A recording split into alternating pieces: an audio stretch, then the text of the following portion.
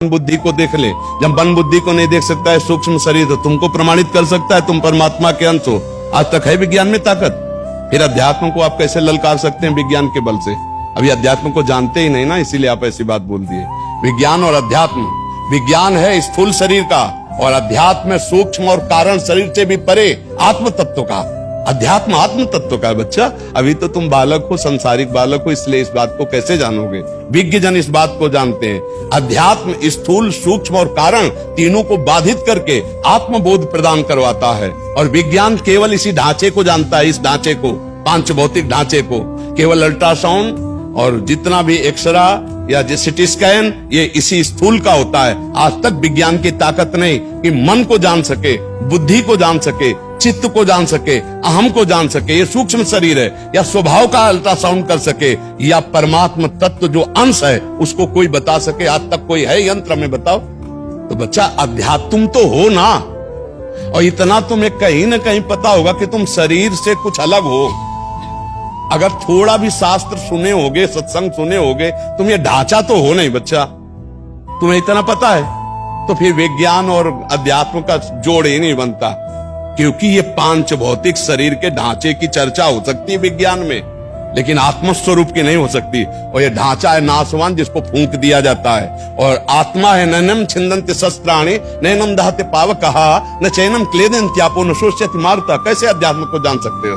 और कोई भी विज्ञान पूर्णता तभी होती है जब अध्यात्म से जुड़ती है। बिना शास्त्रों के आज तक कोई अस्त्र नहीं बना।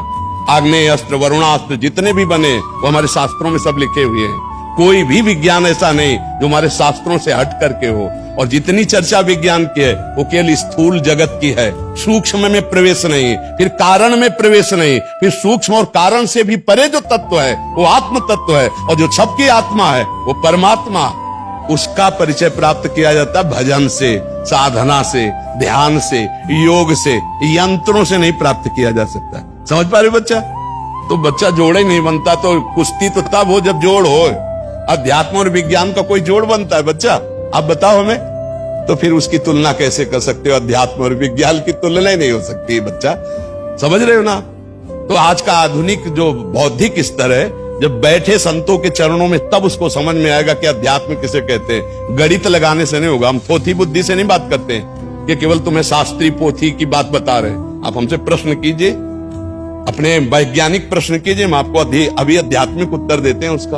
अब आपको जिसमें संशय हो आप बोलिए हमें। ठीक है, समझ आ गया। समझ आ रहा है अब क्या कहें। पहाड़ के नीचे जाएगा तो बच्चा ऊंट अकेले में सोचता है कि मैं बहुत लंबा हूं, बहुत बड़ा हूं। जब पहाड़ के नीचे जाता है तो अपने आप उसको समझ में आ जाता है मैं छोटा हूं। अध्यात्म को बच्चा समझने के लिए किसी अध्यात्म के डॉक्टर से मिलना होगा, तभी समझ पाओगे।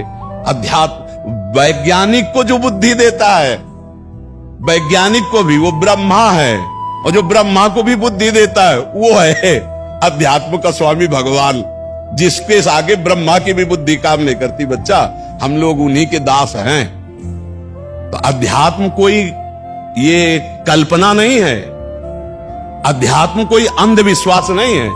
हम अंधविश्वास से थोड़ी जीवित है, हम उस सत्य वस्तु में जीवित हैं, उसी सत्य वस्तु में स्थित है, और उसी सत्य वस्तु के प्रमाण है। ये थोड़ी के प्रमाण देने के लिए हमको किसी और, जब पेट भर जाता है तो प्रमाण अपने आप होता है। तो ऐसे अध्यात्म अपनी छाती प्रमाण है। बचपन से अभी तक उसी अध्यात्म के खेल में रहे। हम जैसे तुम लोगों जो पढ़े लिखे बच्चे होते ना, उनसे कहते हैं हमने तो पीएचडी नहीं पढ़ी, क्योंकि 13 वर्ष की अवस्था से बाबा जी रहे, पर हम मन की पीएचडी पढ़े हैं। हाँ, मन की पीएचडी पढ़े, बचपन से इसी की पीएचडी पढ़ा है, तो उसी का सारा ज्ञान।